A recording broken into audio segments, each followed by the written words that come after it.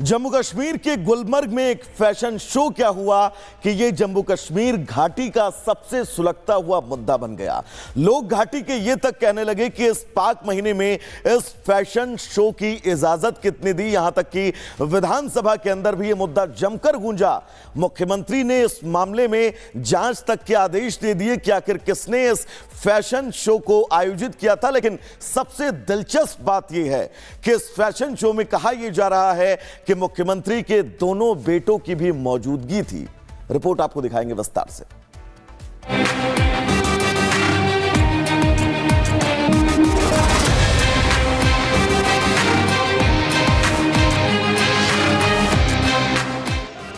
जम्मू कश्मीर की सियासत में बड़ा बवाल खड़ा हो गया है। सदन में हंगामा विकास को लेकर नहीं बल्कि एक फैशन शो को लेकर है। रमजान के महीने में गुलमर्ग में आयोजित इस फैशन शो में अश्लीलता परोसने के आरोप लगाए गए।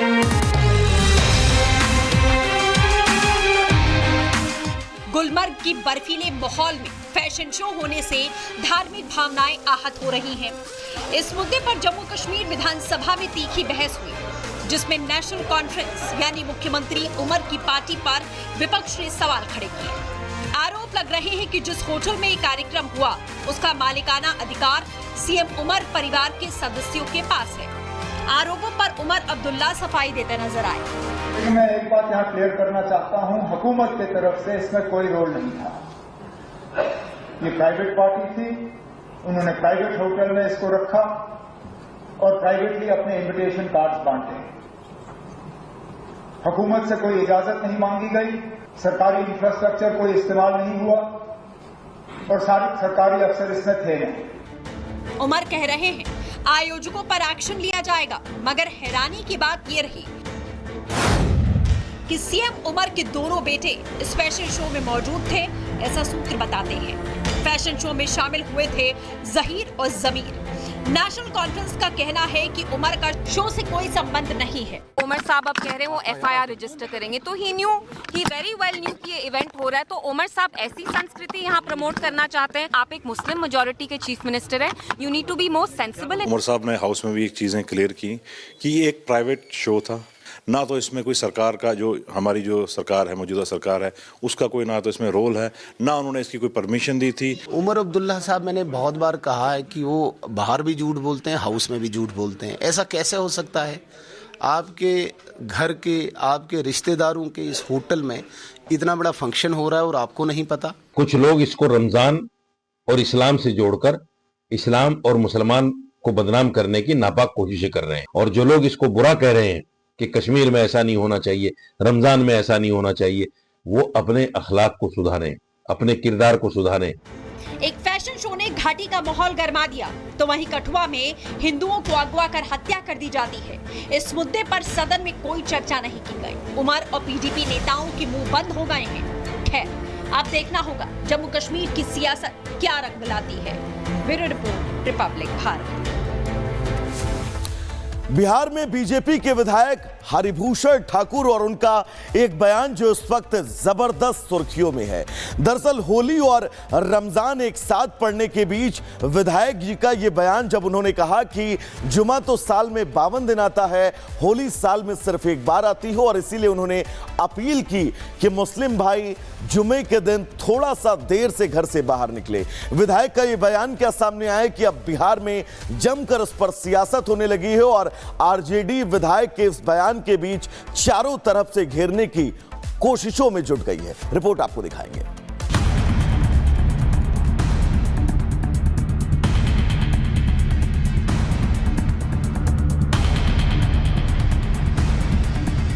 जिस भाई को होली खेलनी हो उस दिन वो बाहर निकले, और जिसमें कैपेसिटी हो रंग खेलने की, जिसका बड़ा मन हो वो बाहर निकले, नहीं तो अनावश्यक कोई भी आदमी बाहर ना निकले, अपने बच्चों के साथ रहे, अपने घर में नमाज पढ़े।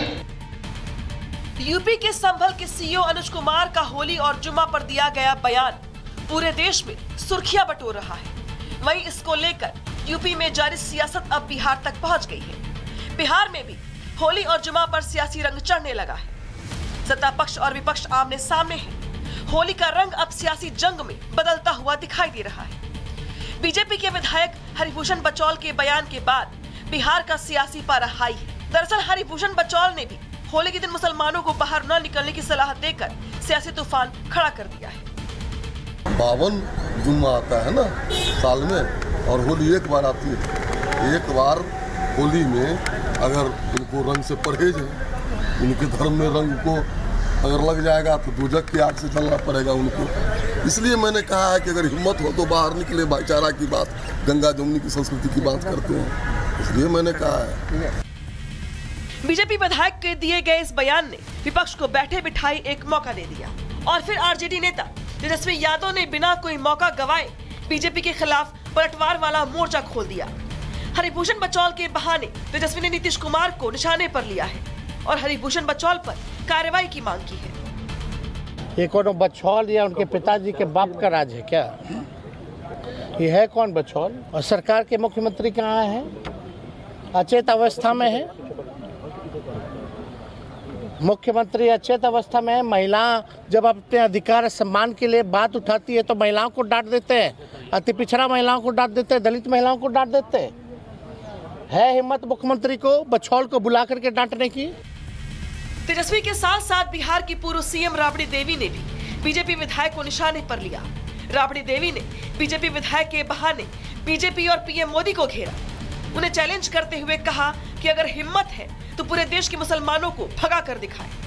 अगर ये प्रधानमंत्री का हिम्मत है और बिहार से देश भर के मुसलमानों को भगाने का काम करेंगे, राज कहीं बनाने का काम करेंगे। दरअसल 6 महीने बाद बिहार में विधानसभा के चुनाव होने हैं। सियासी जानकारों का मानना है कि होली और जुमा का मुद्दा जितना गरमाएगा उतना ही फायदा सियासी दलों को होगा। बीजेपी चुनाव से पहले हिंदुत्व की पिच पर खेलने की तैयारी में जुटी है और बीजेपी विधायक की ताजा बयानबाजी को भी उसी कड़ी का हिस्सा माना जा रहा है। वही विपक्ष इस मुद्दे को भुलाने में जुटा हुआ है ताकि मुसलमानों का हितैषी बनकर उनका वोट लिया जा सके। आपको बता दें कि बिहार में करीब 17% मुस्लिम वोटर है और मुस्लिम वोट को लेकर जेडीयू और आरजेडी में खींचतान है। बीजेपी के साथ जाने से जेडीयू को मुस्लिम वोटरों की नाराजगी झेलनी पड़ सकती है। ऐसे में तेजस्वी यादव मुस्लिम वोट बैंक को अपने पाले में करने की कवायद में जुट गए हैं। अगर मुस्लिम वोट नहीं बटा और एक मुश्त आरजेडी की झोली में गिरा तो ये तय है कि चुनाव बाद महागठबंधन की सरकार होली और ईद एक साथ मनाएगी। फिलहाल बिहार में होली और जुमा को लेकर जारी सियासत किस दिशा में जाती है, इस पर सबकी निगाहें टिकी हुई है। Bureau report, Republic Bharat. तो चलिए दर्शकों, अब आगे बढ़ेंगे बिहार से और बात महाराष्ट्र की राजनीति की करेंगे। और महाराष्ट्र की राजनीति में इस वक्त जो मुद्दा सबसे गर्म है वो ये है कि आखिर असली हिंदू कौन है, क्योंकि उद्धव ठाकरे का ये कहना कि बीजेपी के जय श्री राम के जवाब में आपको बोलना है जय भवानी, जय शिवाजी, और उसको बोले बिना आपको उस बीजेपी के शख्स या फिर कार्यकर्ता या फिर नेता के सामने से गुजरना नहीं है। जिसके बाद अब बीजेपी उद्धव ठाकरे को चारों तरफ से घेरने में जुट गई है। रिपोर्ट आपको दिखाएंगे।